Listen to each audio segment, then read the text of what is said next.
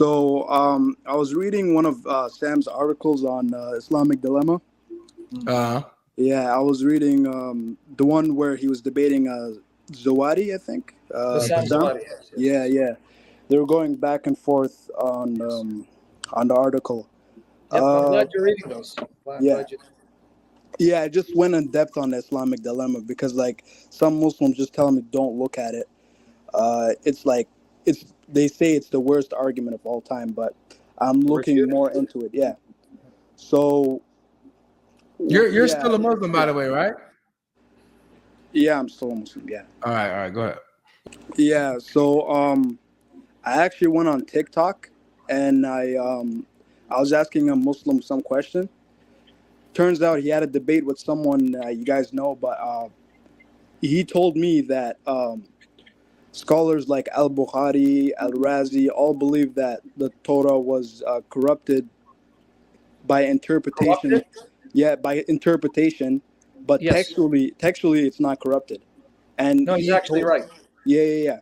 So he told me that books of the Old Testament, such as Jeremiah, Isaiah, like all the Old Testament, he said it was preserved, and that's what the Quran is actually talking about.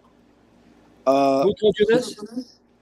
It was some Muslim. I think he was on a different account.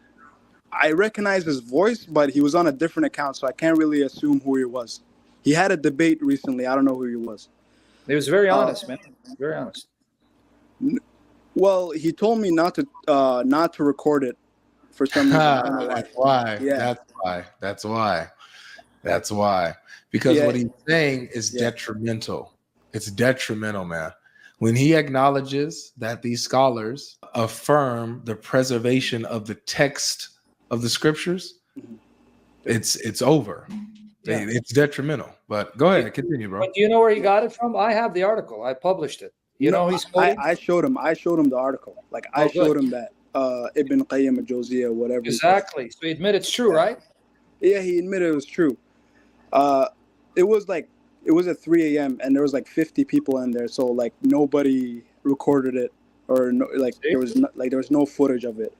But I told him a question. It was like in Surah 7:157, the Torah and Injil that was written. The Prophet was written in these books, right? Which Torah and Injil was the Quran talking about? He said the Torah and Injil that was with the Jews and Christians during the time. So I told him which Torah. So he said the Old Testament, the books that he quoted, that he said that it was preserved. So basically the Old Testament. And then I went to the Injil. I told him which books of the Injil are preserved here, right? He didn't want to say it was Matthew, Luke, John, Luke, Matthew. He didn't want to say that. And then I told him the Quran quotes the book of Mark, right? He said, yeah, but there's some hidden elements in it. But he didn't want to touch the topic of the Injil, but the Torah, he was kind of being honest about it. He was saying that like, these are preserved during the time of the Prophet because it says it. I also talked about Ibn Abbas. I'm impressed. You've read a lot of my material because a lot of people don't know. You've read my material because I've heard no other Christian. I'm not trying to toot my horn, by the way. No other Christian knows, or I've never heard a Christian mention this, that the Quran actually quotes the Gospel of Mark as the Gospel. It's in chapter 48, verse 29 of the Quran. So you must have been reading a lot of my articles, huh? Yeah, I read a lot of your articles. I just look into it like on my free time, see what's up.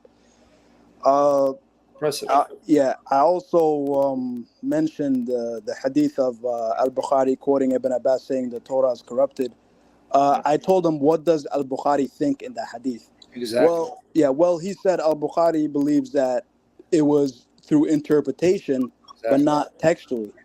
And then I was like, oh, okay, all right. So the person that's quoting this is saying it's interpretationally corrupted, right?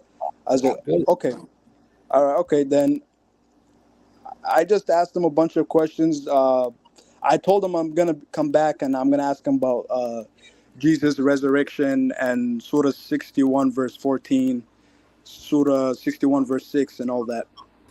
I was honestly, I was shocked because I spoke to you before this, and you told me about Ibn Qayyim al-Jawziyah and what he think, and all about like the hadith, like for example, Al-Razi and all of them.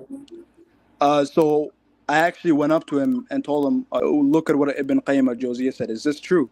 And then he kind of admitted 95% of the thing, other than the Injil part. Yeah.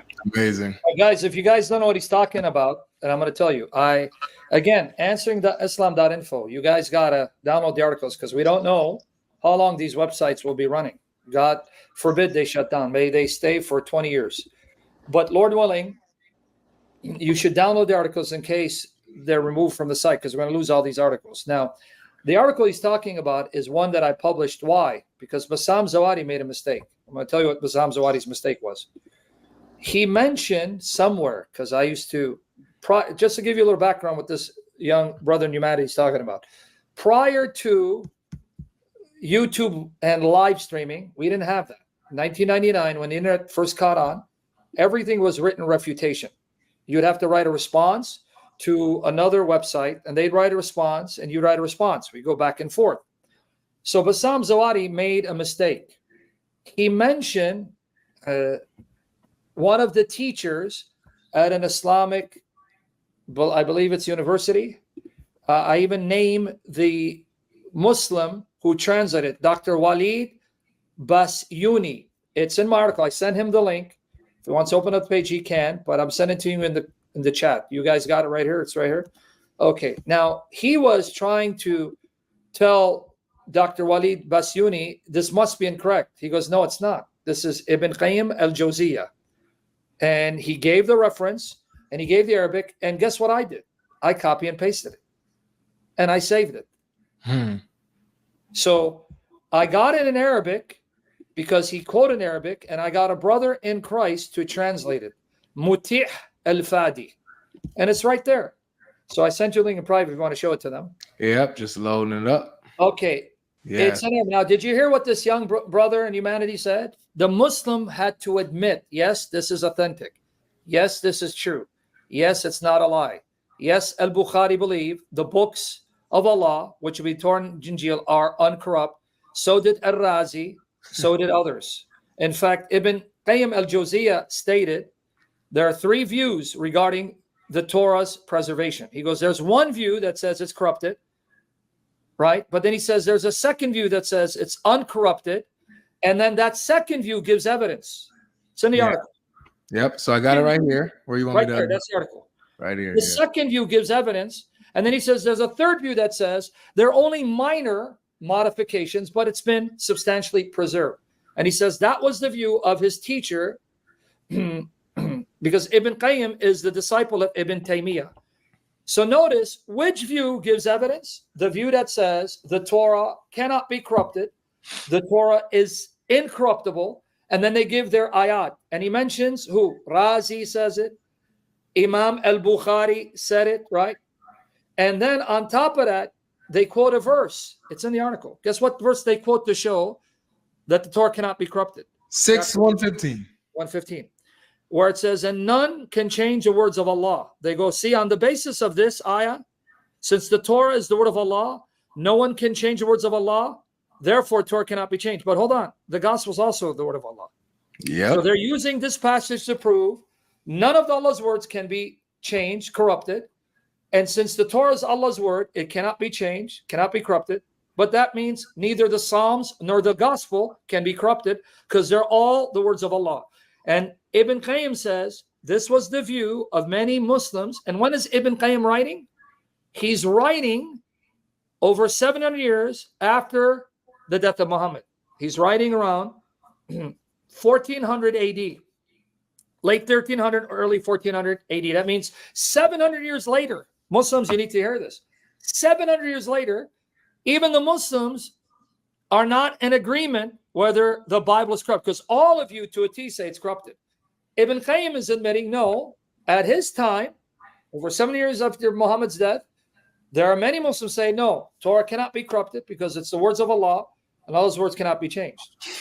So thank you, Bassam Zawadi, because Bassam Zawadi Had he not mentioned it, I would not have found it, and I would not have preserved it. Yeah, it's amazing. So there you go. So now, friend, you're hearing the evidence that was hidden from you, and if you had not known of it, they would not have brought it to your attention. So why is it the Muslims, the Muslim who admitted to you, Sheikh, he admitted to you, yes, this is true, and he knew it's true after you gave him the evidence. So why are they hiding this from the Muslims? Honestly, I don't know. Okay, now you understand, by admitting the Torah is uncorrupt, you know that means the Quran can't be true, right? Just the Torah, forget the gospel. Well, you know that. Here's the thing, right? I like to research, right? And I like to read articles, like to watch videos.